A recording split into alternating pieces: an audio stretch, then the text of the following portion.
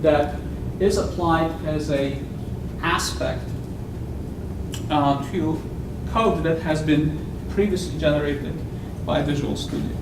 How does it work behind the scenes? That's outside of this presentation, but hopefully you can tell how much less code you're already going to write if every method that is will require you only to aspect to code that has been applied previously generated by Visual Studio. How does it work behind the scenes? That's outside of Similarly, for PostSharp, hopefully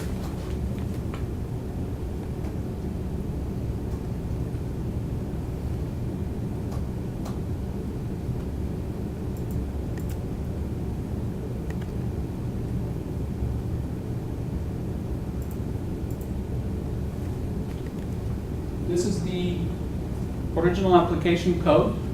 The log.info line is just for it to be consistent with the Cody example. But the output is going to be richer. And we didn't see any code that I wrote to actually deliver that output.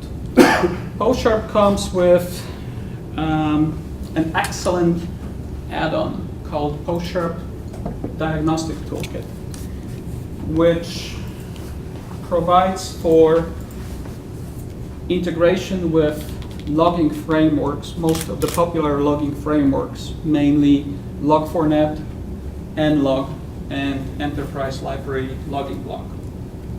And the actual display of the results that you see on the screen is delivered by Log4net in this case.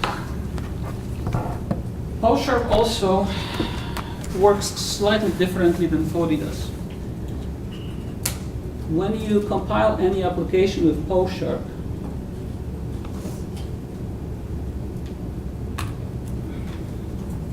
it actually starts a daemon behind the scenes. You see this little guy over here? Which takes the compiled code and then starts applying the aspects based on the rules that you define. And the rules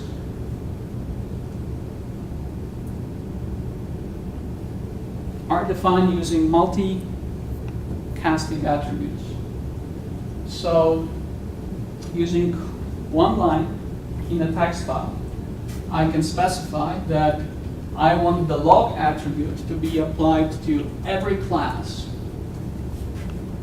and every method and every field and every property in my application, except my getters and setters. So I don't want a log line to be placed in my console output or a file output or a database when I go and grab a value from of a property. As you know, a property is really a field with two methods that support it, right? They have always the same name. They start with a get or a set, underscore, and then the name of the field that is backing that property.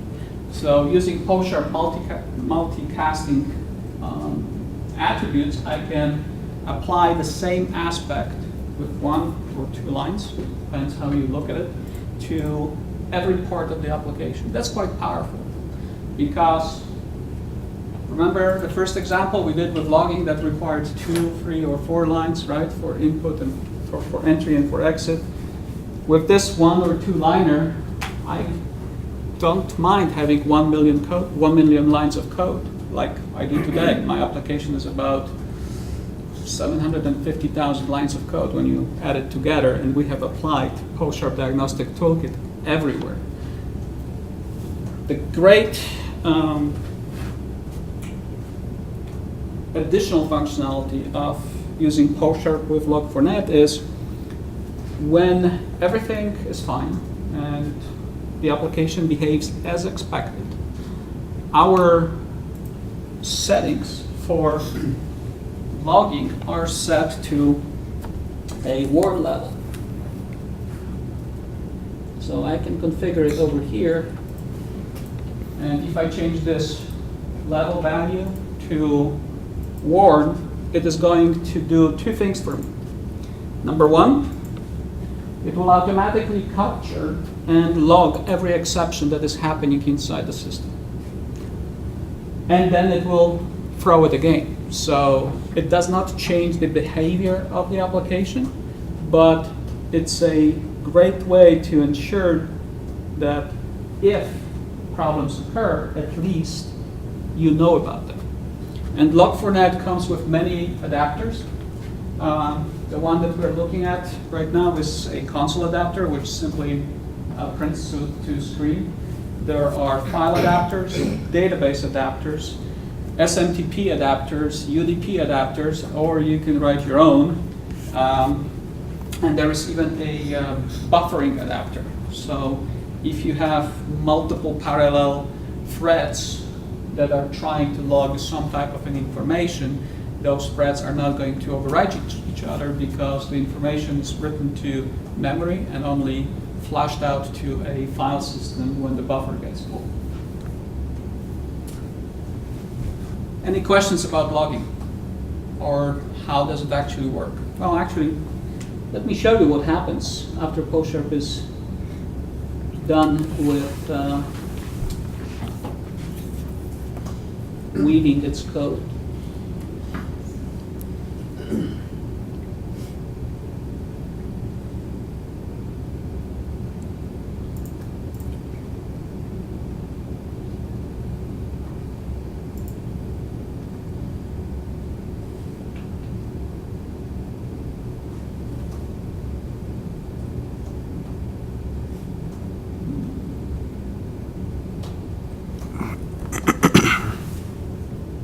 Sorry, but my laptop decided to play a practical joke on me, so my screen is almost dark.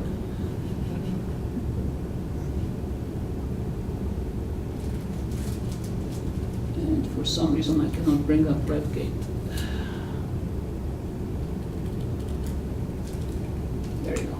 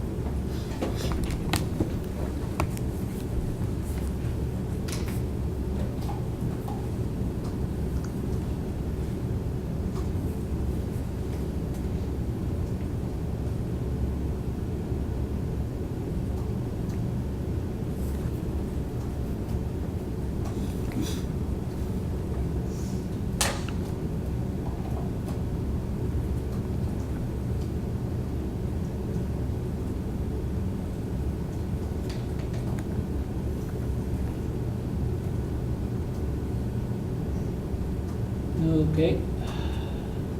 Well, you'll have to take my word for it, but basically, oh, here it is.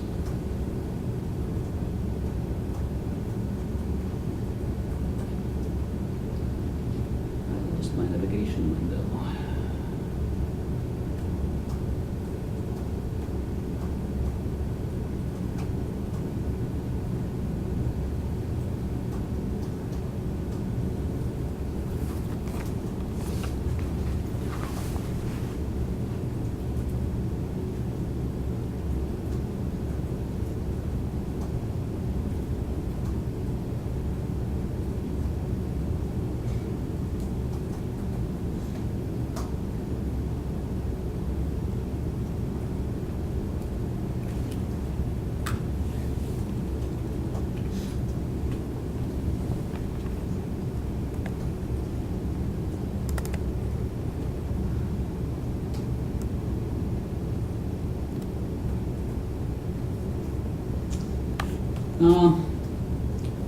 Sorry guys, something changed the interface. I can't show you what exactly is happening, but simply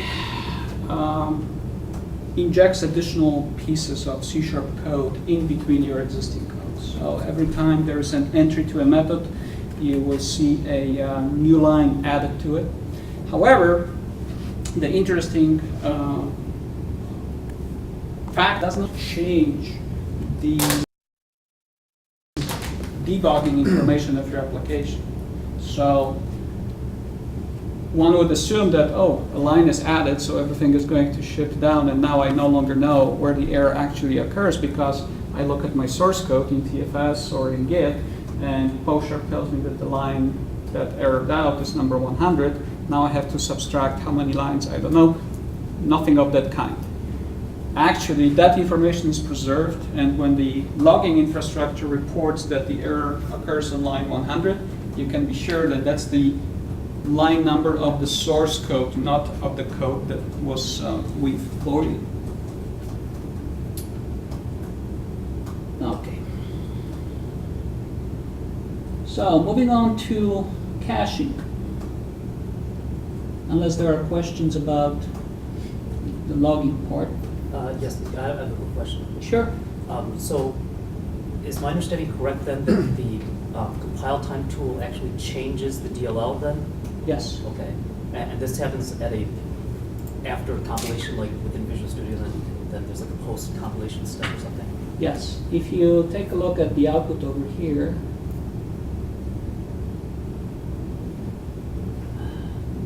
that's when PostSharp gets into its weaving. So after the code is compiled by Visual Studio, PostSharp agent, PostSharp server, automatically recognizes that the code is ready, and it starts its own job of weaving the additional code in. How much larger does it make the DLL when using these frameworks? Not much. I mean, of course, it depends on the number and type of aspect that you are going to add to the code. I would say on average we haven't seen an increase above 2% maybe, and we have applied the entire diagnostic toolkit, we have applied caching, we have applied a number of different aspects just to write less code and achieve the same functionality. It's insignificant. So,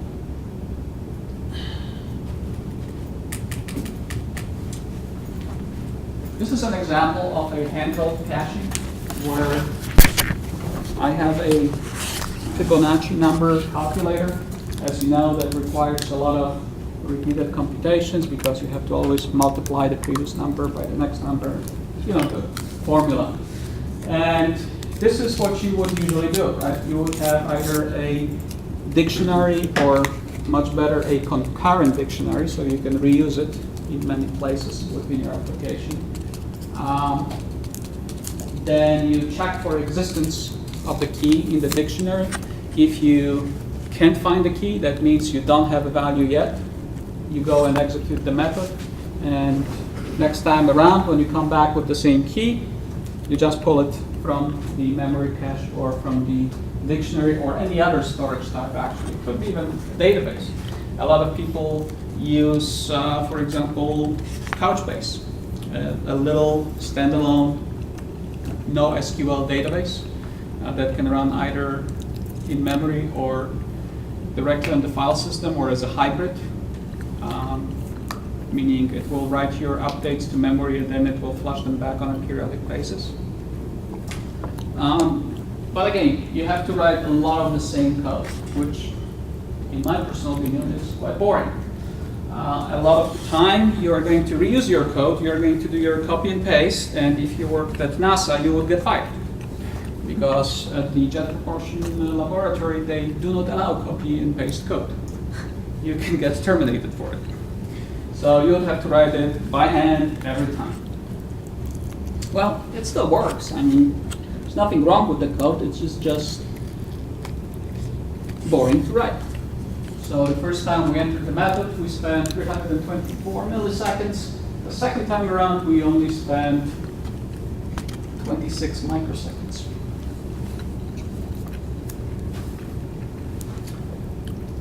So there is an interesting approach also that I would like to highlight, which I found recently. I didn't put it in the presentation, but still would like to share it with you guys. How many of you are familiar with functional-based programming? Yeah, right? it's a concept that we kind of get, right? What is functional? Well, to me, functional is more difficult sometimes, especially when you go to F# and everything is immutable, and even a function is a object that can change state or change from one object to another. Well, functional programming is also available in C#. Starting with what, .NET 4.0, you have this wonderful class, a func, which sounds like a decent tune coming out of Detroit.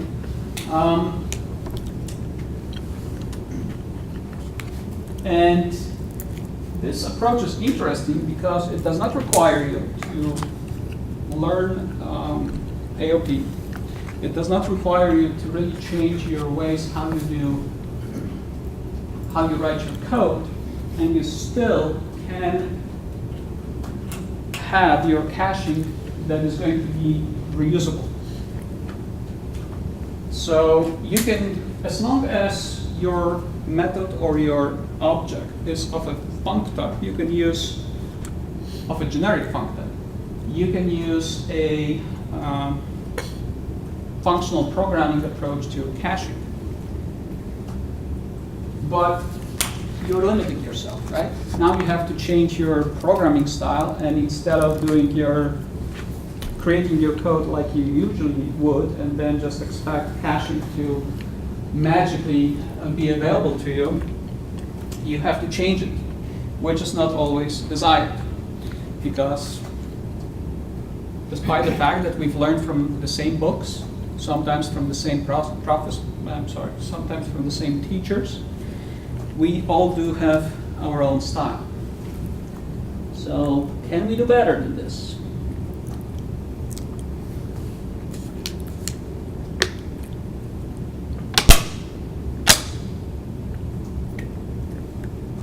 Well, again, we could do it with dependency injection. We could create another interface, a cache provider that is going to have a get and a put, and then we can implement the caching mechanism that we would prefer and still observe the solid principles of object-oriented design, meaning, well, you've all heard Uncle Bob talk about it, 2 weeks ago, right? So, separation of concerns. What's the O stands for? Open-close principle? Open-close principle, list of substitution, and interface segregation, and the fifth one. Dependency injection? Dependency injection. Is it for dependency injection? All right. I might have it wrong, but Yeah. it's the So, same meaning. Here it is. We have our interface. We define which class provides the interface at runtime. We can replace it with some other class, and we don't have to change any other part of our code if we, for example, swap memory cache provider for a database cache provider. Dependency inversion, not dependency injection. Yeah. And here again, still works. First call, 266 milliseconds. Next one, 166 microseconds. So the cache still works. But it's still, you have to write this extra code, right? You have to check if the key is in the cache, then you return the value, and we can still do better than this. Excuse me. So caching with PostShove could look like this.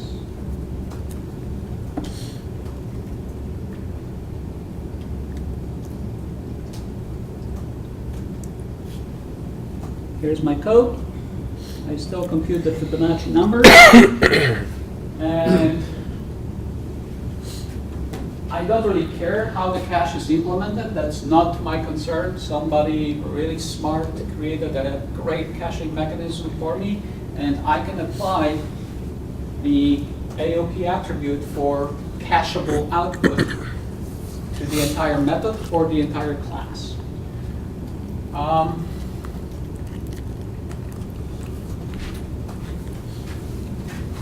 Let's see if this code example is still operational. And yes, it is. The first call, 302 milliseconds. The second one, 386 microseconds. You can probably tell that depending on the implementation of the cache, you are going to sometimes experience a performance hit. So one of the things to keep in mind when designing your aspects is, for example, for PostSharp, is make all your classes sealed. Optimize the aspects, don't optimize the methods that you are going to cache. There are a few other rules. Now, the interesting part about caching with PostSharp is sometimes you might want to invalidate results of the cache, what is kept in memory, based on your actions with other parts of the application. So here's an example of a way how you can configure the caching mechanism delivered by PostSharp and trigger removal of cached entries from memory based on calling other methods. For example, let's assume, this is not a really good example, but demonstrates the concept. You're developing a desktop application that has a dedicated but remote database, and it takes, on average, 30 milliseconds to connect to the database. You can create a cache that is going to retrieve all the orders and keep them in memory, or retrieve a single order based on an ID and keep it in memory too. But every time you add an order to the database, you want all your orders to disappear from memory. If you did it by hand, you would have to account for that particular functionality everywhere in your application, right? Every time you add something, you would have to remove the previous results from memory. Now, for a single table, yeah, that's easy. But what if there were multiple tables and you would have to invalidate multiple cache objects from memory?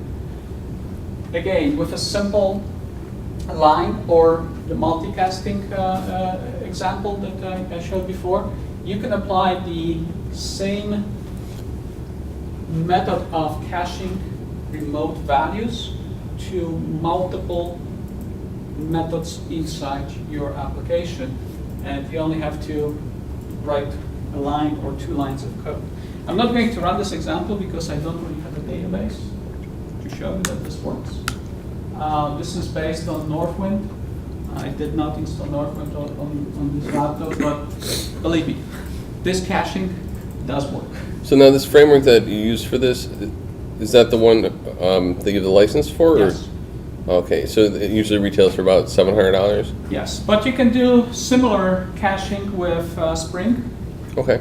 You can do it with Castle Proxy. You can do it with pretty much any other AOP. It's just going to cost you more in terms of performance and effort.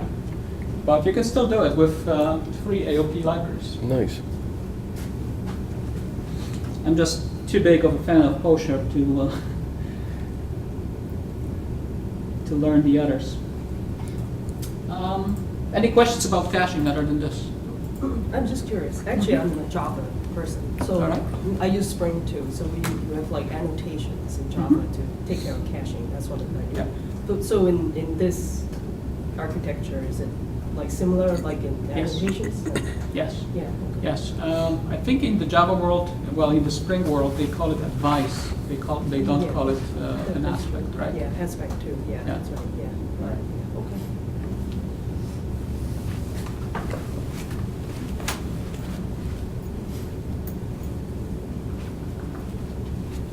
here's one database example that I created that shows how a retry aspect can be applied to an application to ensure that your database updates will complete. So first, let's.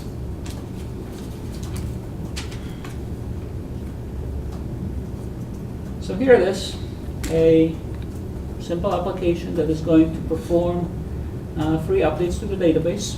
And this SQL has been specifically written to fail in a multi-threaded scenario because as part of the inserting a value to the values table, it also introduces a half-second delay, and it expects the command to fail after 1 second. So if the transaction is not complete within 1 second, this should fail. So if we run it, well, only one record made it through, right? Records number 0 and 1 were unsuccessful. The only one that was successful was number 2. For the first 2, a timeout elapsed before the transaction could be completed because obviously we got a couple of deadlocks on the database side, right? And they were locking each other out. So if I apply a retry aspect, here it is. The first 2, again, they failed. But look at what's happening next. Now all 3 records succeeded because the retry aspect automatically enclosed that method in a container which was told how many times to retry it. In this case, 10. It was also told what kind of strategy to use for the retry mechanism. It could be a linear strategy. And by the way, these are all my own creations, so they are very, very simplistic. There is also a square strategy where basically every time you go in, your time is doubled. Well, not doubled, squared. And so the first time the wait is going to be 1 second, the second time the wait time is going to be 4 seconds, third time 9, 16, and so on. And also a random strategy, which basically introduces a delay for the next execution anywhere from 1 to 61 seconds. But you can create your own strategies and just apply them as you feel fit. Any questions about this? Oh, maybe we should take a look at how this aspect was written. So here is.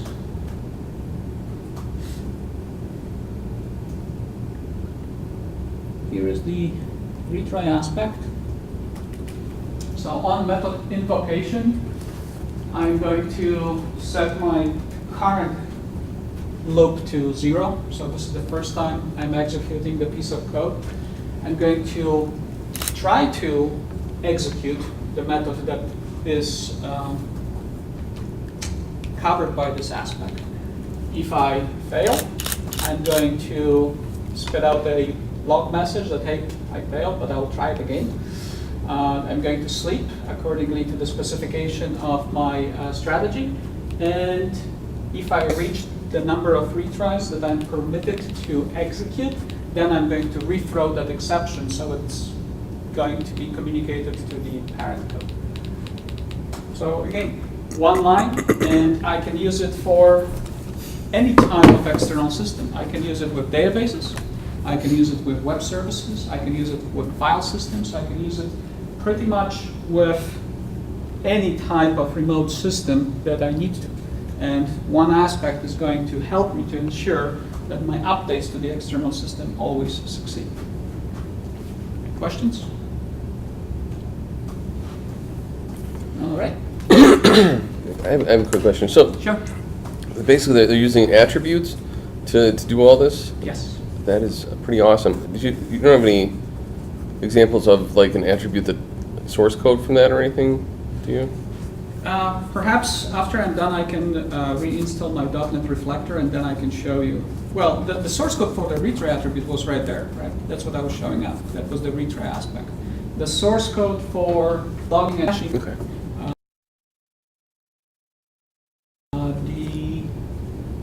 company itself, PostSharp in this case, they do provide some of their own source code for different aspects.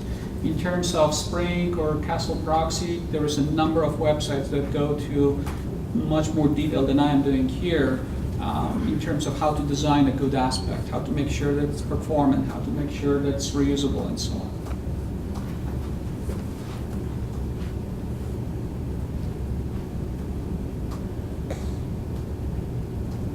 How many people are familiar with NVVM? 2, 3, maybe 4. 5, okay. So when you create your View model, in this case this is a clock view model, you have to implement the iNotify property change interface to notify the consumer when changes occur. And a lot of time, if you don't have any particular framework that makes it easier, like for example the reactive UI framework I mentioned, or MVV Lite from Laurent Bugnon, or what else is out there? Probably Unity has something for MVVM. You have to write boilerplate code that always looks the same. It implements the property change event handler, and it's always the same boring 3 lines. If the value has changed, notify, well, or raise the property change event. Well, again, with the help of aspect-oriented programming, I can either apply it universally using multicasting to every class that has the main view model in it. So all my view models can be decorated with the, or can have the property change event implemented automatically for me. But there's also an added value if you decide to use aspect-oriented programming instead of doing it by hand. For example, you might have 2 fields that make up a third read-only field. One example is first name and last name, right? When you change first name, you want the full name to be updated as well. When you change last name, you want the full name to be updated as well, but you never update full name directly. In this particular example, I'm only, when I change the current time, I'm also telling the application that every time current time is changed, it should also raise notification events for seconds and ticks, because those 2 properties are dependent on current time. And I didn't write my property event handler yet. With the help of AOP, boom, right there. It just works. Because thanks to this custom aspect,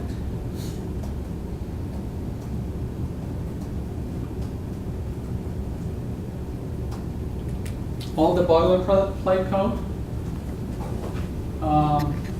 has been implemented post-compilation format. So the way this works is, number 1, the constructor for my aspect allows for multiple strings to be provided to identify which read-only properties needs to have also the event raised. Then I intercept on my one of my setters in this case. When I do the little test, if the value is changed, then raise the property change event. And finally, I implement the raise property change event itself. Any questions about this?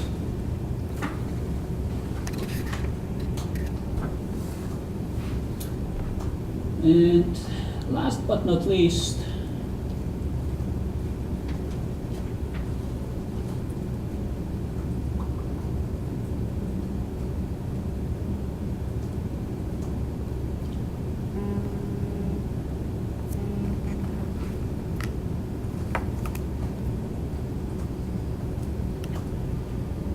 when you develop WCF applications, every class that you expose, every type that you expose over WCF has to be decorated with an additional set of attributes. Number one, the type has to be decorated with data contract, and then every property that you want to expose over WCF has to be decorated with the data member. A lot of, well, maybe less boilerplate code than what we have seen so far, but still, it is quite easy when you add a new property, especially maybe a property in a derived class, to forget to decorate it with the data member attribute, and therefore, that property will never be exposed over WCF. Again, PostSharp to the rescue. You can implement, well, AOP to the rescue, I should say that. AOP to the rescue. One attribute that decorates the class, and automatically the class itself is decorated with a data contract attribute, as well as every property that you otherwise don't specify that you don't want to expose it gets decorated with the data member as well. So we just reduced probably 10 lines of code right there.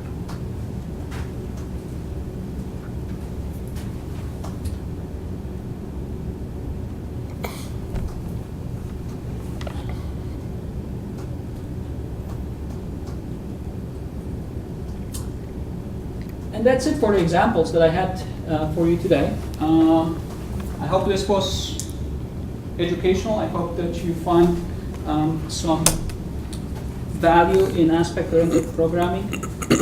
Someone might ask, why do AOP in the first place? Well, you will be dry really fast. Everybody is familiar with dry, right? Don't repeat yourself. You will write much less code while you will be getting the same functionality that you need for free, especially with the PostSharp diagnostic toolkits. You can do the same with other AOPs, don't get me wrong. It might sound like I'm here to promote PostSharp, but I'm not. I'm here to promote AOP, but PostSharp is really the easiest way to go about it. You can reuse common frameworks. You can reuse your approach to logging. You can reuse your approach to caching. You can reuse your approach to retrain mechanism. You can promote components that you worked really, really hard to make them performant and reusable. You can also enforce some of the architectural constraints. For example, what if you had a requirement that every method has to check for its parameters to be null, right? If you had 1,000 methods and each of them would have to have a couple of lines of code in there, make sure that the first parameter is not null and the second parameter is not null and so on, that's a lot of work. With AOP, it's easy. You develop an aspect, you cast it to all methods within a class, a namespace, entire application, and you will be checking for the null attributes. You can introduce interfaces to types that do not specify those interfaces directly. That's a feature that I don't use too often because the problem there is it kind of violates solid, because all of a sudden you are injecting functionality from like a black box, and all of a sudden your class can misbehave because it's really not doing what it's supposed to be doing, meaning it has functionality that you did not expect, but sometimes that might lead to undesired side effects. It also requires you that every time you use that type, that you cast it specifically to the interface that you require, and that goes kind of against solid in my opinion. But it's still possible with AOP. I'll be happy to answer any questions you might have. Couple of references. Pluralsight, there was a great course on aspect-oriented programming that talks about PostSharp and a couple of other frameworks by Donald Belgium, a really good guy.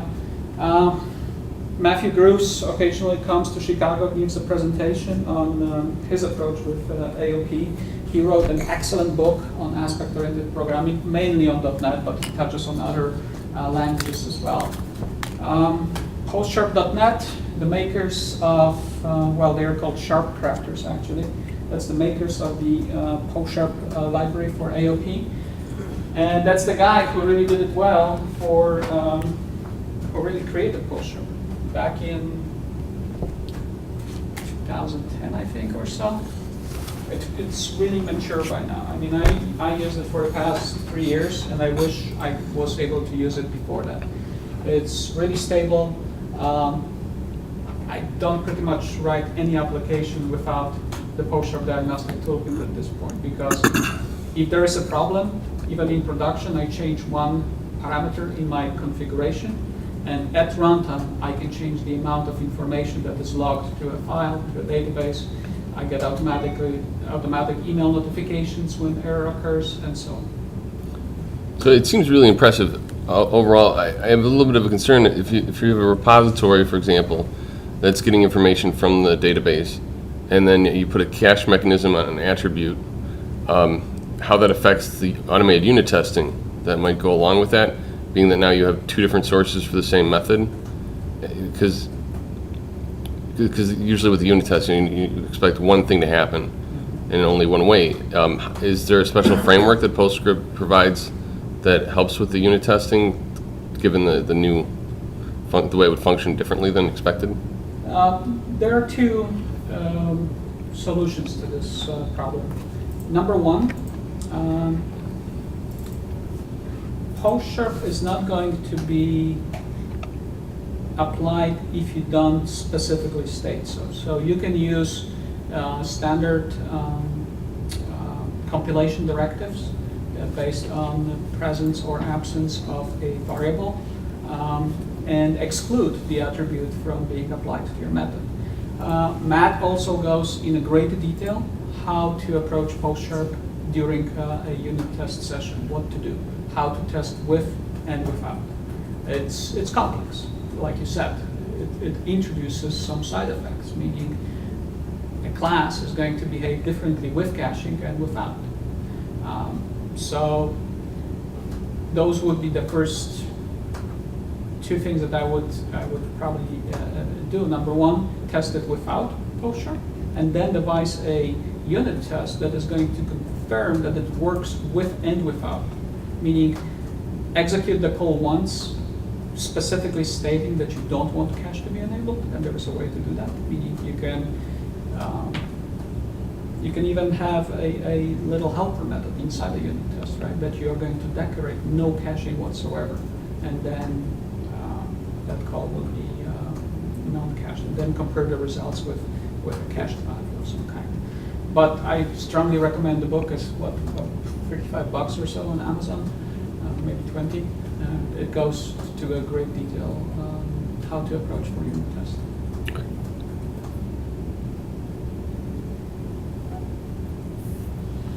Yes? So it seems like if you were to adopt an AOP framework, you would have to touch a lot of code, for example, to implement caching across your application. So you're committing at compile time, essentially, to this framework. Is there a way to minimize that in any sort of way? No, there really isn't, because you have to recompile it, quote unquote. It's depending on the size of your code. The compilation time can be extended up to 50%, I would say.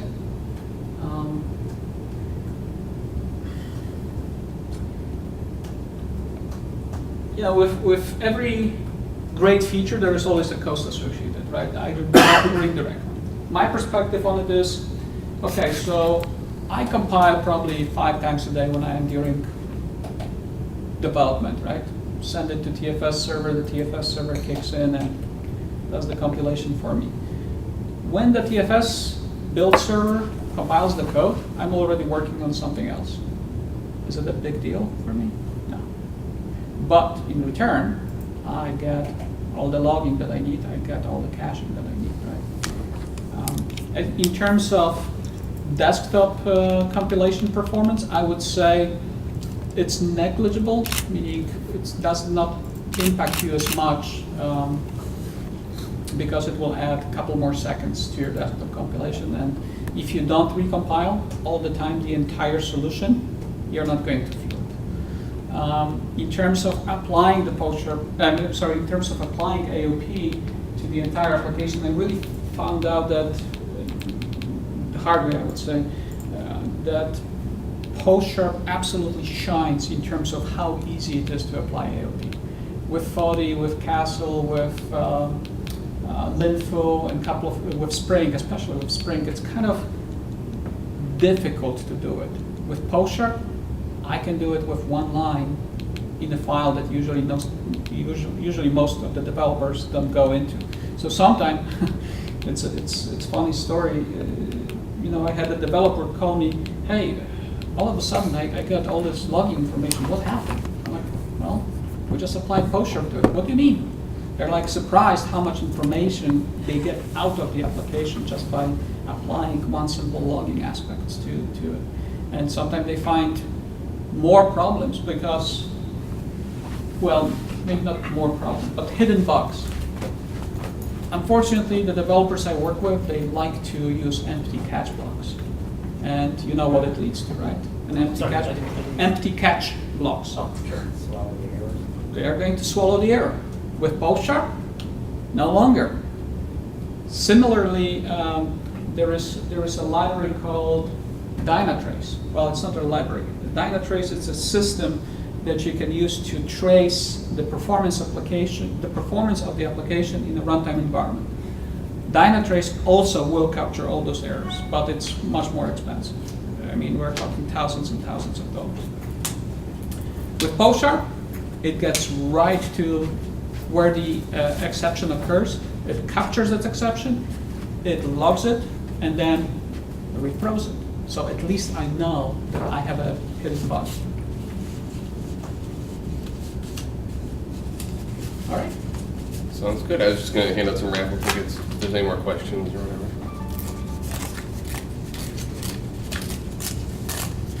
Okay, so I don't know if you have any other prizes, but here's the big prize.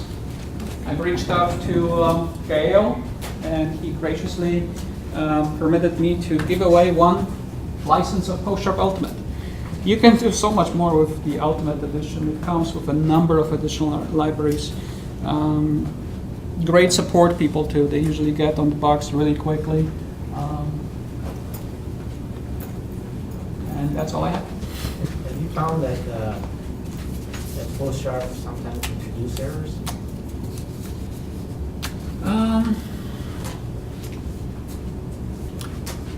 Actually, we tried to break it once. Well, no, let me rephrase it. If you use the diagnostic toolkit that is available for version 2 of PostSharp, but not above 3. Well, it is available for 3, but it's a different maker. So here's what happened. Long story short. I started using PostSharp with version 2, that was 2 years ago. Now they're on version 4. They took a number of open source libraries and they made them part of the toolkit now. That's why it's called Ultimate. There are like 3 different editions. In version 2 of the PostSharp toolkit, the diagnostic toolkit, there was a bug. You remember that attribute that said debug for the logging level? If that attribute is at a level higher than warn, or not set at all, then yes, PostSharp will introduce a nice feature. It will consume every exception there is. And it freaked me out when we found it. Since then, I reached out to the original makers of the PostSharp toolkit, and I actually created an update to the diagnostic toolkit that is going to be published hopefully this week. If you use version 4, it will not affect you. If you use version 2, yes, the bug is still there. But it's easy to work around, meaning all you have to do is make sure that your log level is set to warn, info, debug, or all. If it's one of those 4, you're not going to be affected. If it's error or fatal or not set at all, then yes, you will be affected by a black box that's going to consume every exception. And that's one of the examples that I didn't show. How does PostShare behave when exception occurs? So if there is still time, if there is any interest, I can show you with the exception.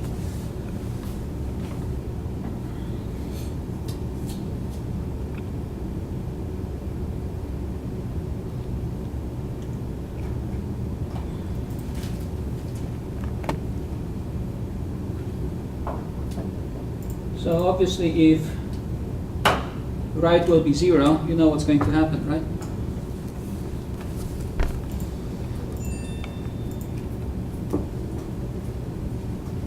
And here it is. So my application still failed. That's the failure that was bubbled up all the way to the operating system which executed the application. But all the yellow line that you see, that's an exception that was automatically captured and logged by PostShare Diagnostic Toolkit with no action on my part. So this exception could occur in any method, any function, any getter, setter, or any part of your application, and it would be automatically logged like that. I think that's pretty cool.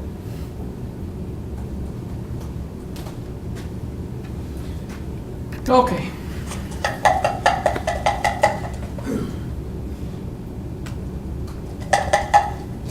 And the prize goes to 127. All right. Thank you, guys. Thank you, Derek. Okay. Yeah, I don't know what presentation we're having next month yet, but you know, we'll send out an invitation. And if anybody has any suggestions for presentation topics, you know, feel free to comment on the meetup or email Joel, Jeff, or myself directly. Would you message them to me with your email address, like before? Or you can just write it. Well, on the screen. I can't take that much. Oh. Everything else. I got changed.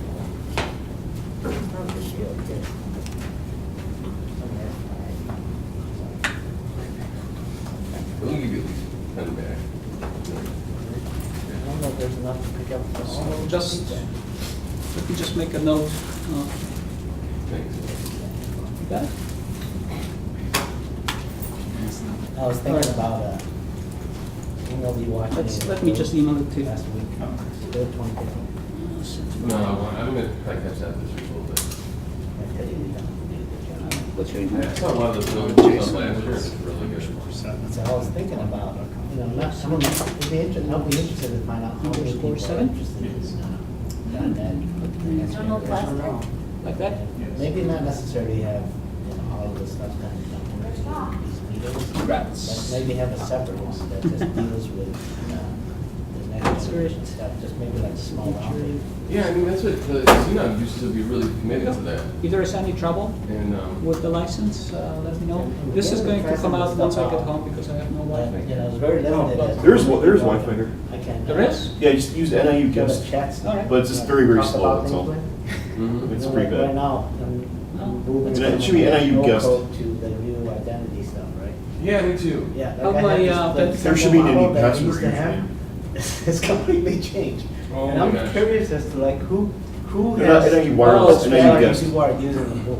So, okay, here's what happened. Yeah, guest, use that one. I was tasked with Worth that it, in my yeah. company, Uh-huh. and I couldn't do it, honestly.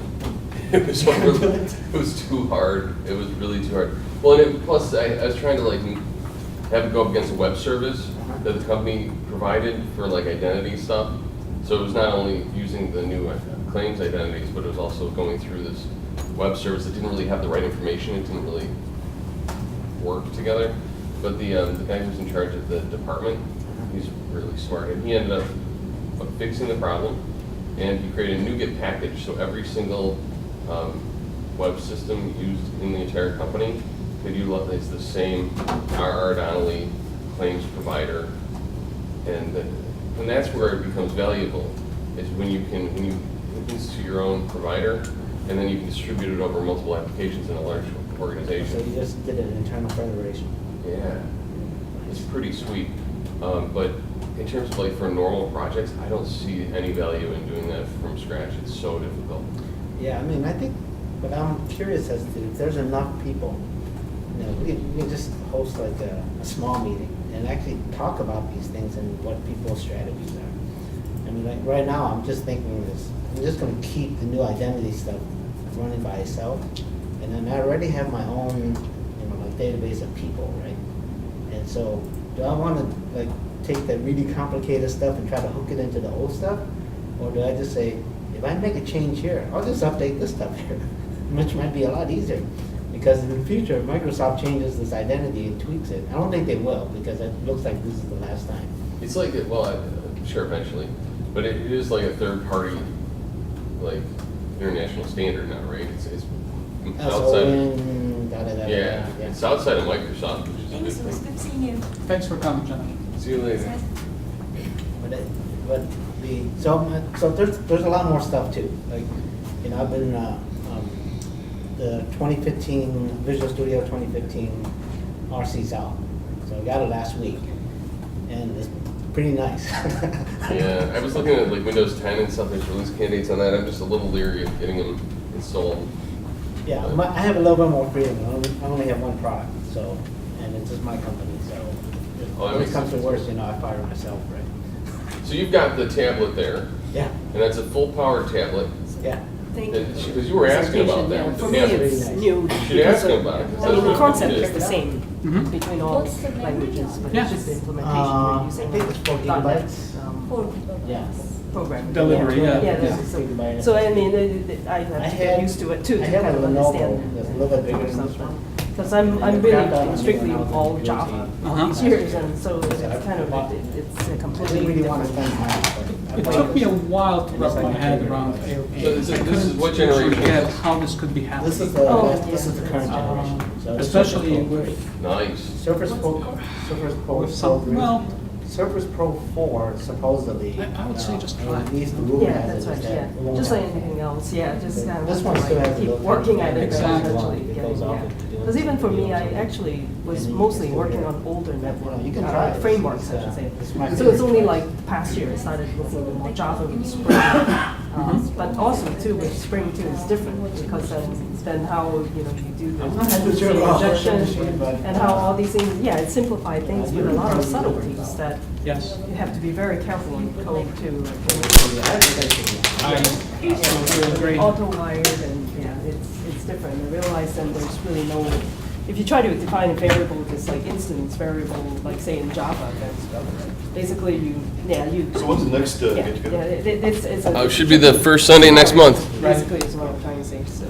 We're talking June, right? But do you also do Java too? Hold on one second. In your- I used to. I used to write